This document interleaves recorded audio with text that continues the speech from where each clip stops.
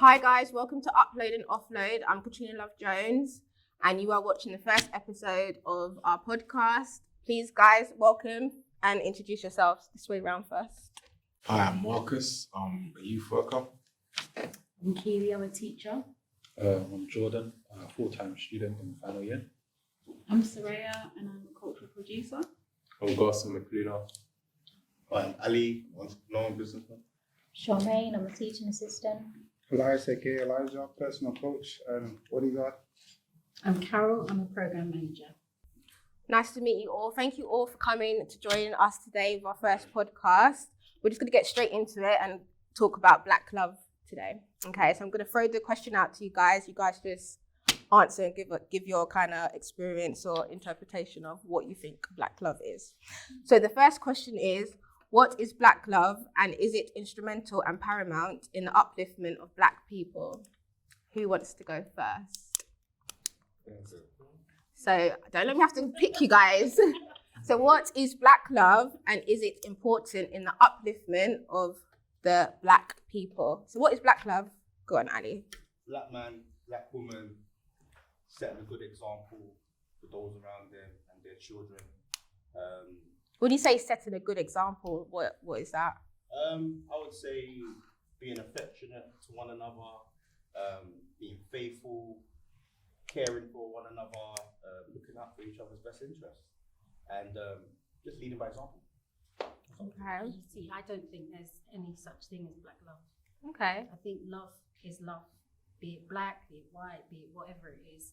Your cultural, you might have cultural influences. There might be things in a relationship that you might have to work on a bit harder because of the way that we've been raised and the way we've been taught to love through our parents and things like that. But at the end of the day, love is love. Is anybody opposed? Yes. Mm-hmm. Okay. There is Black love. Black love is very different to normal love between, white people or whatever.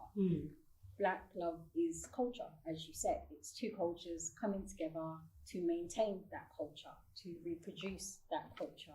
And it's that recognition of each other's culture. So I feel like Black love is very different to any other type. Do you think Black love is needed in our community? 100%. Why do you?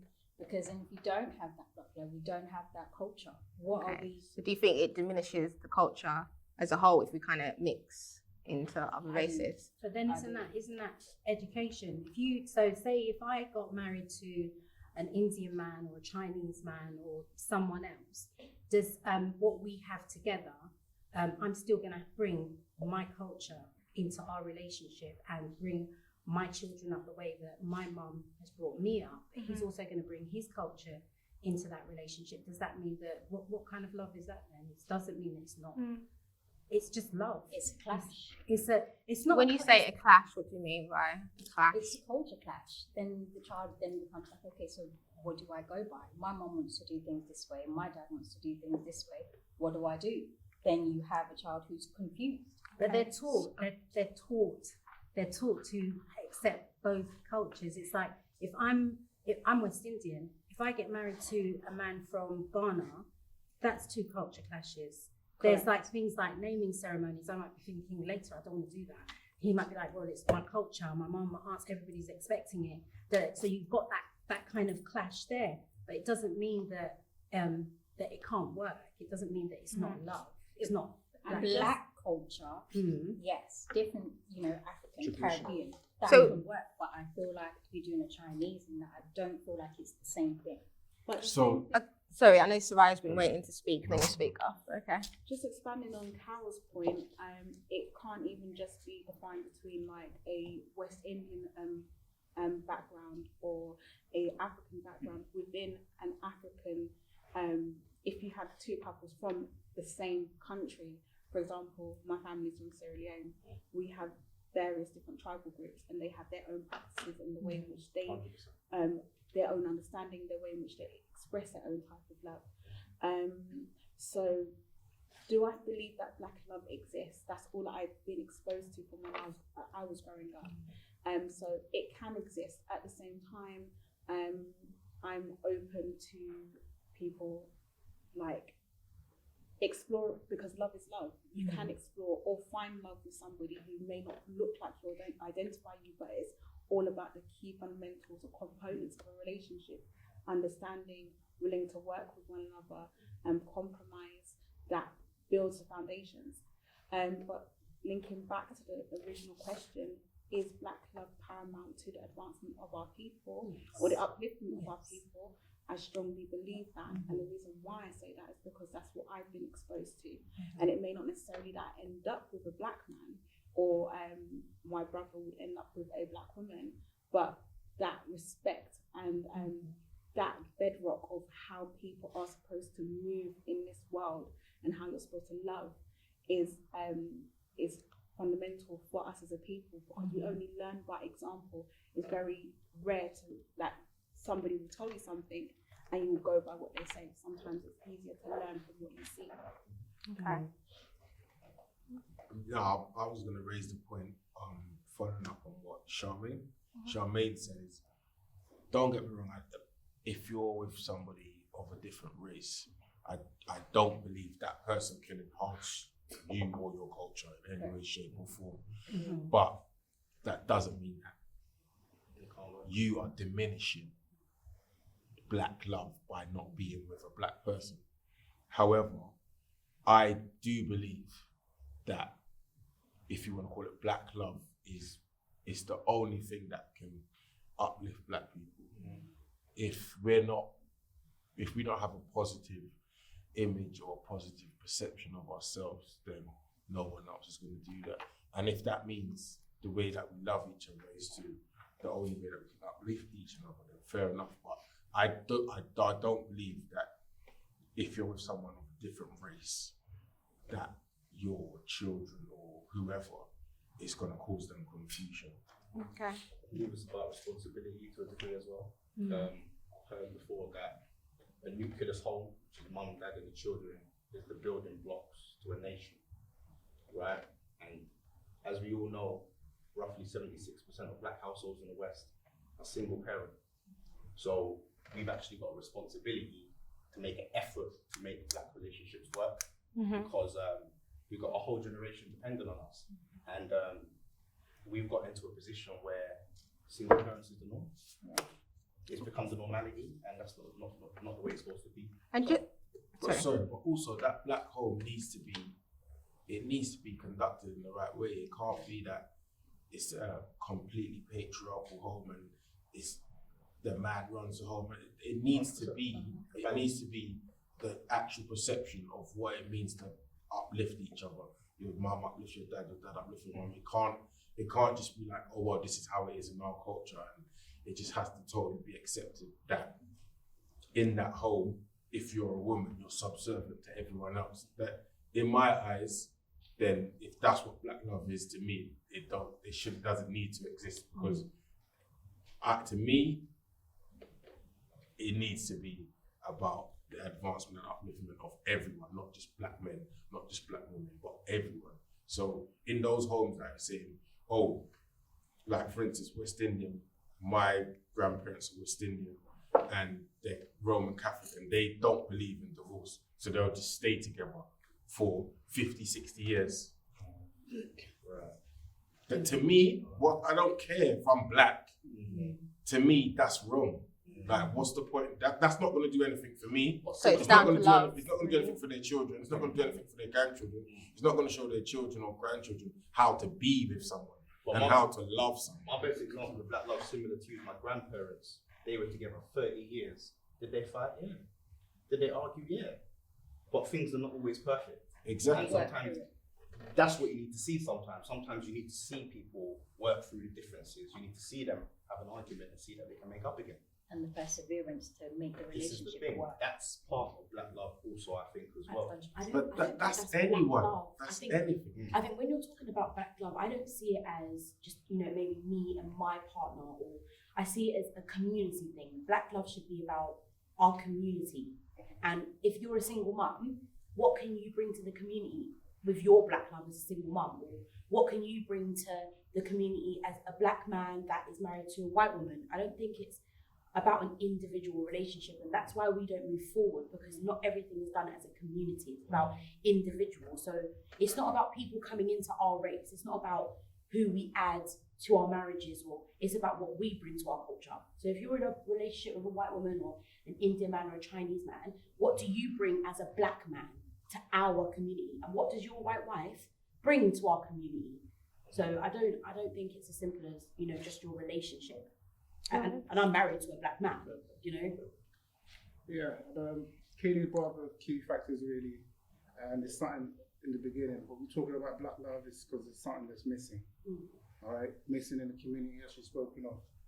Black love, why is it important? It's because it's something that we've grown up with, seen from our own parents to themselves. That two black people, and you feel defiant that they're together through the rough times. And we also see the differences where it's like, nah, they should be together because of the way they fight and stuff like that. But what's lacking in all of that, there's some factors where it hasn't been brought down to us. How do we cope in certain situations, you know, as black people? You know, when certain events occur, how do we go about these things? Those are, I think, is very important in the community. And the fact in the community where there's a lot of black people, but as a community, we're not as one. We're only one when we get together. But we don't act one, and for a long time, a long period, as you've seen, there seems to be some sort of segregation between who I hang around with and who I act with. It's not because they're Caribbean, it's not because they're African or anything like that. It's just the nature of the fact that is this area, do you know what I mean, or that type of person. So we've been systemically been taken away from the real view of what we see in our own household. And when we come outside, it's like we don't want nothing to do with that. So we're talking about black love because we're the only people, as we can say, is there's something missing there. There's a lack of togetherness, because togetherness is what you need as black people, as to show the rest of the world, basically, in the beginning, this is how it was, this is how it needs to be. So we need to address ourselves. Those are the things that we don't come across, is addressing ourselves. Or I don't know, to most people, we don't pan down to our next generation, and I mean, our kids and stuff, and I tell them how to be. We kind of just, as our parents, we just kind of watch and we learn from there and there. And the major fact is just to make a point clear, just think about it. We've all pretty much, whether we're born here, but most of us are being taken from where we are from back home in the Caribbean or back home in Africa to come here and to socialize it in such a way that we expand our minds elsewhere, then bring in our own culture, because we don't know. So it's like, I don't want to go back there, I don't want to do that, but we don't know what, you know, how to love each other until we go back home. It's like, I miss that. I mean, the people are so like so and so. So that's why it's very important. I want to take things from a different perspective because I'm Jewish, so that's the kind of angle that I'll be coming from throughout the whole thing. So let's take it down to what is love in general. Now, according to the scriptures, love is following the commandments. So love your neighbors, love yourself, don't steal, don't commit adultery, in other words, don't sleep with another man's wife, and the list goes on. So if that's love, and then you talking about black love, do black people treat each other according to those instructions? Now, if black people are treating each other according to those instructions, not stealing, not killing each other, like how you got a lot of gang violence there, then if they're not following their instructions towards each other, then they're not loving each other. And it's the same with like other people outside, just love in general. I think first of all, people should love each other in general, but they should also love your own people, which is, I think, is something that's lacking a lot in the community. Just these basic instructions, which the scriptures say is love. We are not fulfilling those. So that's the angle that I would take it from. Okay, I'm just going to hit you guys with some facts. We have Courtney Cartner de Jesus stated in the HuffPost that black men don't like black women. So what is your kind of, it's quite broad, I know, but what is your overall intake on that? Goss, do you want to go? Do you want to lead with that one? I wouldn't even know what to So what's your opinion on that statement that Mrs. de Jesus made? Black men don't like black women.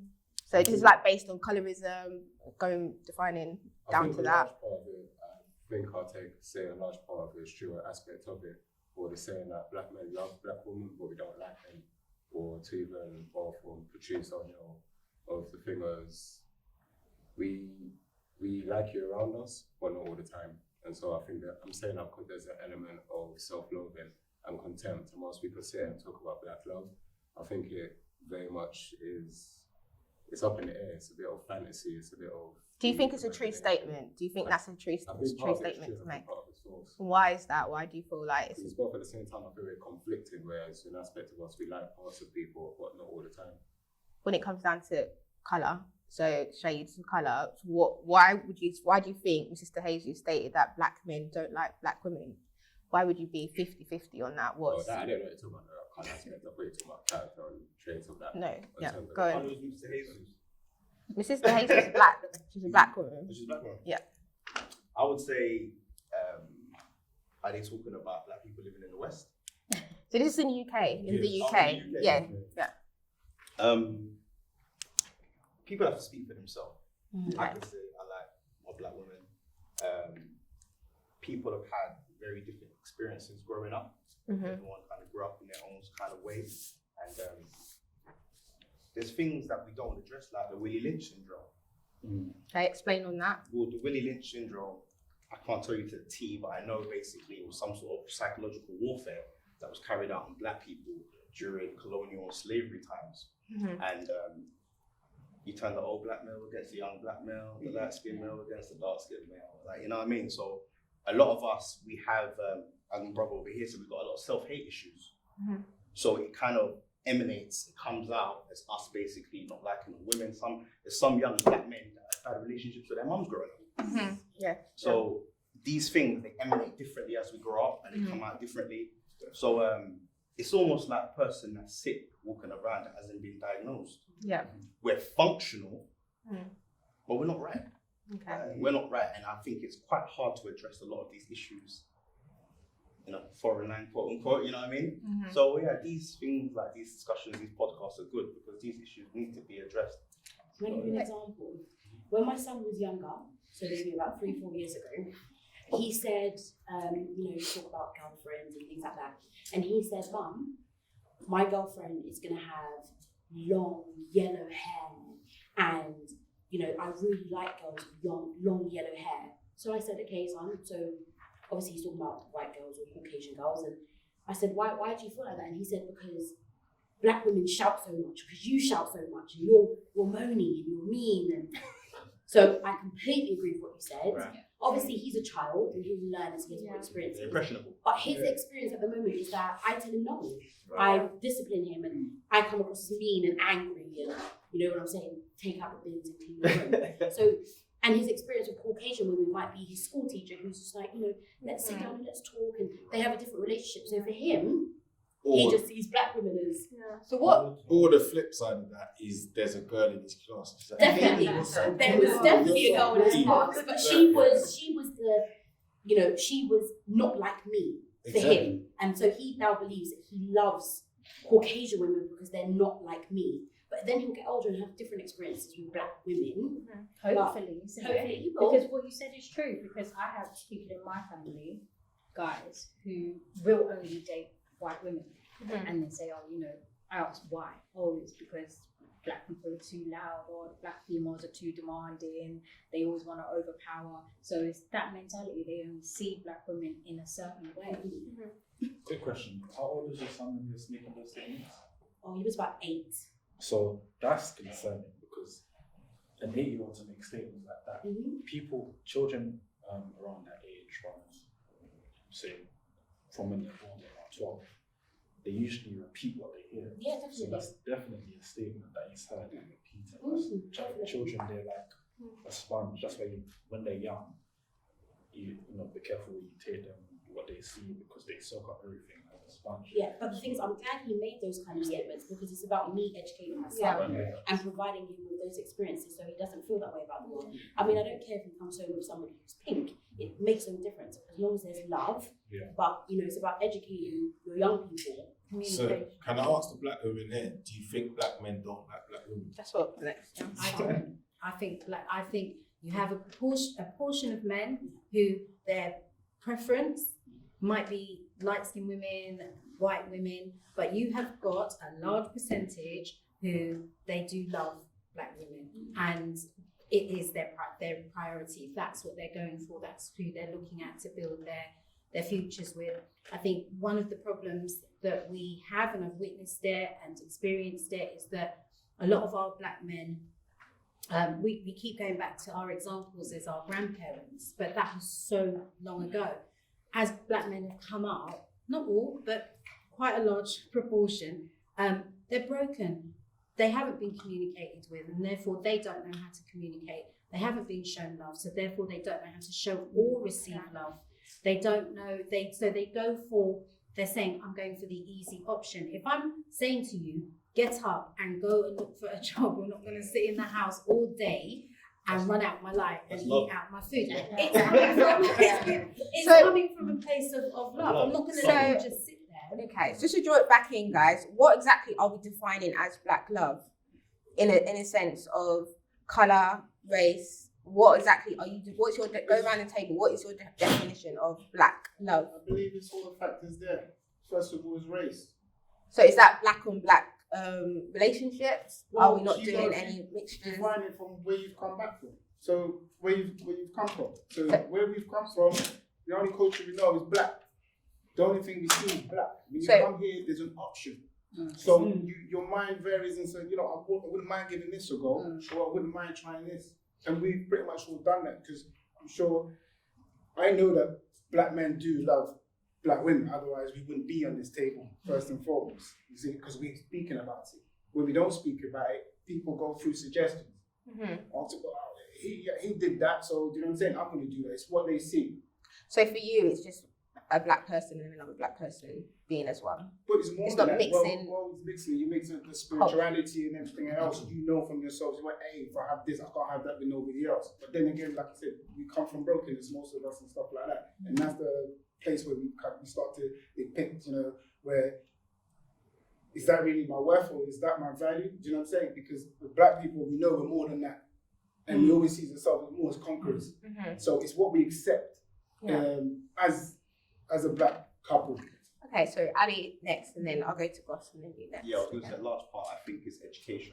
I think that being in the West, like, for instance, in the UK and London.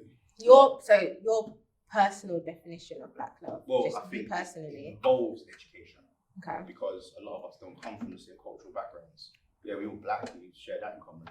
But some people here from West Indian background, some people from West African, other places in Africa. So sometimes, we've got to collaborate, so we have to meet each other halfway, we've got to compromise, we have to learn about each other's cultures to a degree, because there's going to be differences. In a sense to uplift ourselves, we need to know each other's 100%, backgrounds. because I think if we keep on defining ourselves as Jamaican, I'm Jamaican, you're Nigerian, none of us are that anymore, we're here. And a lot of us don't know the origin of these terms. That's why I say it's education. Because when we say I'm from Sierra Leone, like it's right here, that's named by Pedro de Sintra. It means Lion Mountain. It's named by a Portuguese man. I think Nigeria came from area at the end of the River Niger.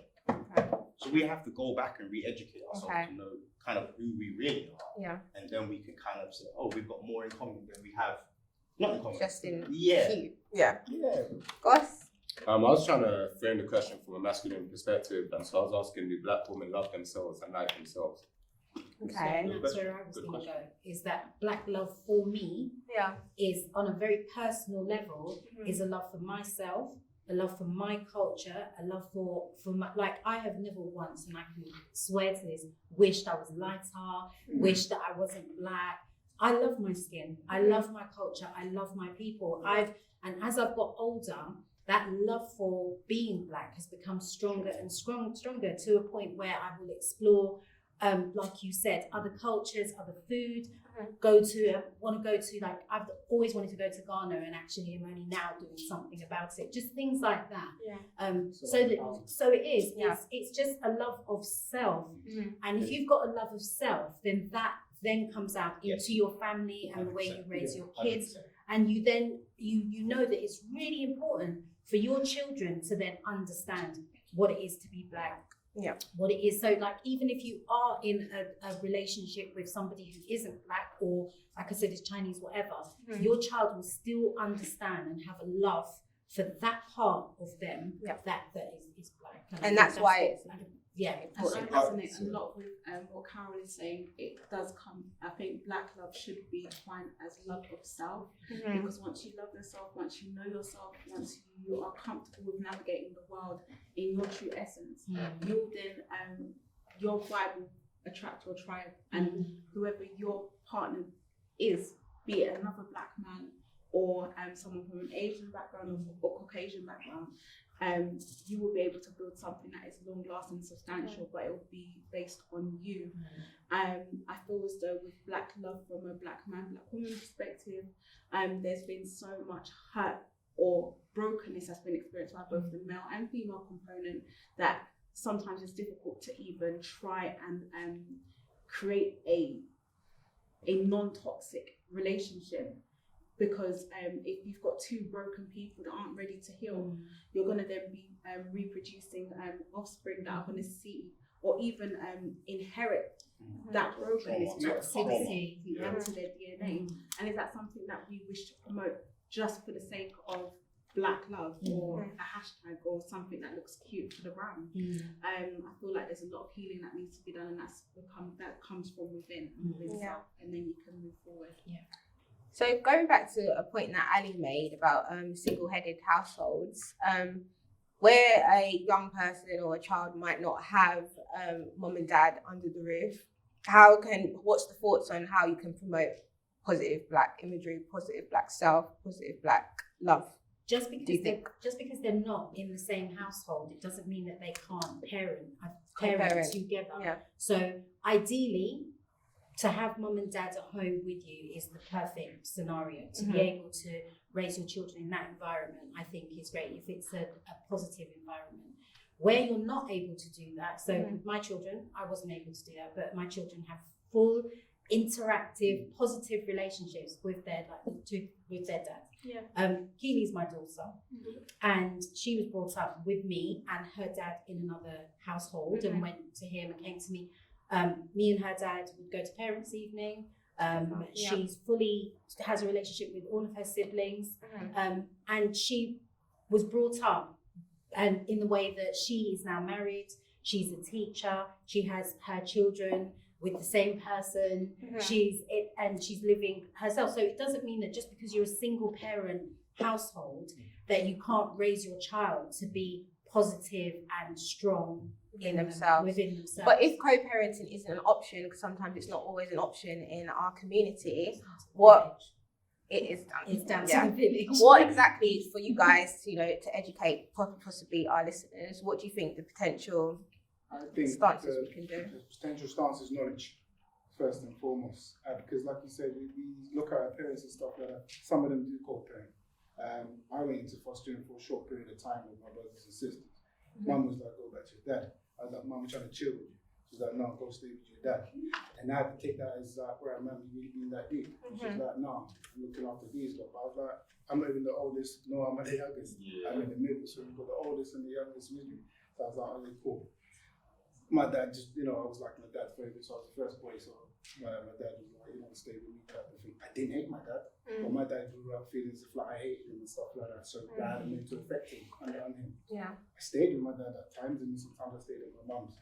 But whatever issue they were going through, what I'm saying, as a child, you start to learn that there is a lack of an empowering an individual. Because when you're together, you're bringing in your individuality. Okay. You're bringing in individuality. Mom is being like so-and-so for some reason. Dad is being like so-and-so for another reason. Other people stay. When we see parents together, the thing what I'm trying to say is that they stay together. Okay? We don't need to stay together. That shouldn't move us away from wanting black love with somebody else and stuff like that. It's that we're trying to duplicate what our parents do. That's why we end up having these things now, where it's like now we're classed for most women. It's like black angry. Black woman syndrome. Yeah. So we go with that. So as we're growing up, I ain't trying to go there. As soon as we see that, that's a flash. You know what I mean? And men as well, men cheat. Do you know what I mean? And stuff like that. You say that I don't want to be a black man because so and so. That's why black men go this way and go that way. And it's like, do you know what I'm saying?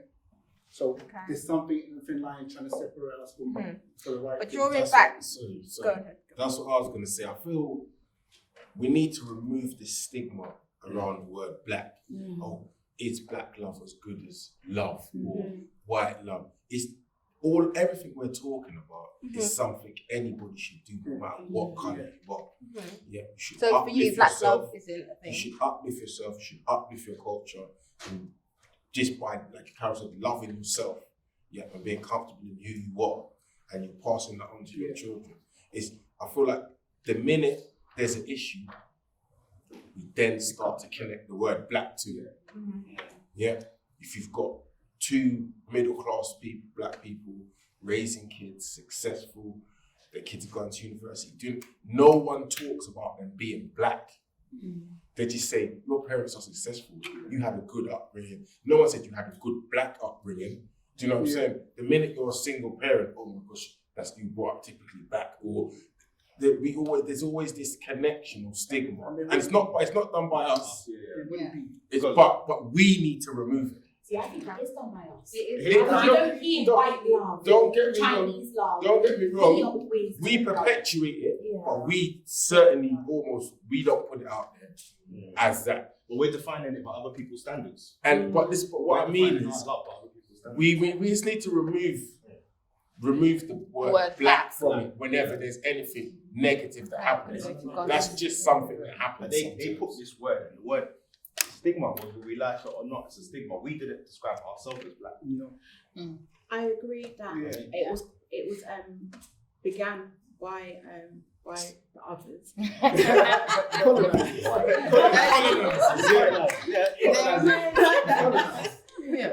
But I agree with Marcus, it's something, and it's a legacy that black people have begun to perpetuate. And the reason why I say that is because on paper, I come from a middle class background.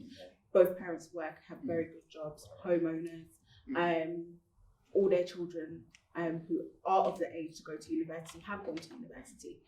But where you were saying, Marcus, before that, nobody really focuses on the fact of if you're black middle class and you're like successful like and people doing don't what you're meant to do. what they're meant to do. You say that the colour aspect doesn't come into it. It actually does, and it becomes a lot more worse because the same discussion, which I think everybody around the table has heard, you've got to work twice as hard to get half of what white people have, is something that's been ingrained from as long as I can remember. The only difficulty I found navigating is that when you're in white spaces, they will still have the guys that everybody's equal, but there's like covert undertones on the differences. Oh, you speak differently, or you operate differently, or there must be, you are like this magical unicorn, or you're not like other black people. You're very much tokenized, and I guess I've been listening to a lot of chronics, but it's like there's a lot of crabs in a barrel analogy, where you've got some black people who they know how hard they've worked to reach a certain level, and they don't want anybody else to tarnish them or disrupt it. And that is perpetuated in black love, because some people in black relationships, it's deep because everybody gets involved with somebody for various different reasons. It could be for love, it could be for lust, or it could be just to get further in life. Socioeconomics. Exactly. So if you know you can get further with somebody who is a lot more docile, won't really argue, won't really ripple the waters for you, and can keep quiet, I can understand why black men will try and say, I don't want to be with a black woman because you're going to hold me back, and vice versa. I can't understand that. I know. I can't understand it. I can see why they do it, but I can't I understand can see where they Last question, last answer, because I know you've had your hand up for a while, so he's going to wrap it up, guys, for us in 10 minutes. Okay. No, I was going to say I was struggling. I won't really speak much because I was trying to really make sense of what people are saying, and I think there's a lack of definitions. And because of that, I think there's a lot of clarity that's missing. I think as well, the discussion, I think is a bit dishonest because whilst we're talking about black love, it almost ignores or tries to deny the fact that whiteness comes out through us, through our voices, for our attitudes, for our expressions. So I think it's a bit of a contradiction to say we can love each other as blackness whilst negating the influence of that whiteness, which I think is invisible or largely it's just unsaid. I think there needs to be a part of addressing that even the reluctance So- to even use so the yeah, word. yeah. The reluctance to even use the word white before, and for instance, we have the term African American, we don't have the term like Euro-American, but we still exist within this context of whiteness, which is historically captivity, which is historically terrorism, which is historically violence. And until that's really identified, I think these discussions, they become quite circular and ineffectual. Okay. So, just could you explain in terms of why? Because in order for us to So why the discussion is almost diluted yeah, if we don't address the sort of aspects of whiteness that we adopt. because as Fanon says, blackness comes as a result of the negation. If whiteness exists as the wholeness, and then blackness almost comes into existence as a result of brutality, as a result of violence, as opposed to something to separate you from who you are. So when we're talking about blackness, we're sort of pretending that it's whole, as opposed to seeing how traumatized we are as people, and No, but victimized we are as people. I hear what you're saying, but again, this was my whole point: is to remove the stigma. There's nothing wrong with labeling us as black, but you see what it is to remove the stigma from that, because at the end of the day, we can't go and research who we are as black people. We have to go and research who we are as African people, Caribbean people, where we came from. If you're St. Lucian, you come from Ghana. That's what we need. It's not about just researching that. Black doesn't exist. Black's a term that was used just to sort of put us together and to degenerate us. So what I'm saying is, in the aspect of the aspects of whiteness that we use in order to navigate our blackness, that's not because we don't want to actually deal with the brutality of it and all of that. That's in order to just allow us to be. Yeah, because when you say, how do you be black? Do you get what I'm saying? Which is the question, where does my oppression end and myself would begin? When you know yourself. Yeah. When you know yourself. So immersed in this disguised violence, which is so wholesome around me. But you have to be, you have to exist. Everyone is going to be born somewhere and put somewhere. So you have to be and exist. Okay, So from that point onwards, what do? You navigate the world, you find yourself, and you find your true self, and you promote that to enhance everyone else that's like you. But you have to exist to be. Right, going over to Ali and then we'll go to you, Jordan. It's back to an original point we made earlier about knowing thyself. Because when you know yourself, you get the word black, these are all stigmatizations that have been put on us. Caucasian people are not white. Knowing the truth. Yeah, going back to African and West Indian people are not black. So we've been defined by other people's terminologies. This is why I made the point earlier about education. We've got to kind of slow it down and kind of go back before we can go forward and kind of redefine ourselves with who we are. Do you know what I mean? And realize that, what I said before, we've got more in common than we don't. Do you know what I mean? And yeah, that's ultimately it. I think I get where you're coming from, that we use a lot of their terminologies to describe ourselves and a lot of their isms and schisms basically to describe ourselves. But Not so much. I think there's a lot of pretense. I think we imagine we have a lot more control and autonomy than we actually are. Okay. Yeah, and I just Than we actually have. yeah, I just feel like it just goes back. We have to go back to the root and kind of know who we are as people. When we know who we are as people, stop. Because if we use these words black and white, we got white wedding, we got black male. Do you know what I mean? We got Black Friday. These terms, these are real terms basically, and we all know. I'm sure everybody at this table knows where Black Friday comes from. Yeah. So that's harsh. But I think it's not being afraid of what we find. So we educate ourselves about who we were, Right. but not being afraid to identify as what we are now.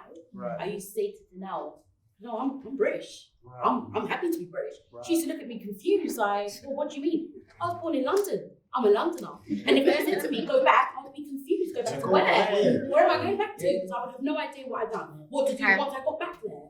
All right, not thank own you, Keely. So lastly, Jordan, what's your point? You wanted to make? Yeah, to be honest, listening to what everyone said, and I think I'm making it far too complex. I think it's a lot more simple. Because, for example, everyone was to say, if people are watching this, Yeah. everyone was to follow the instructions of everything everyone said here.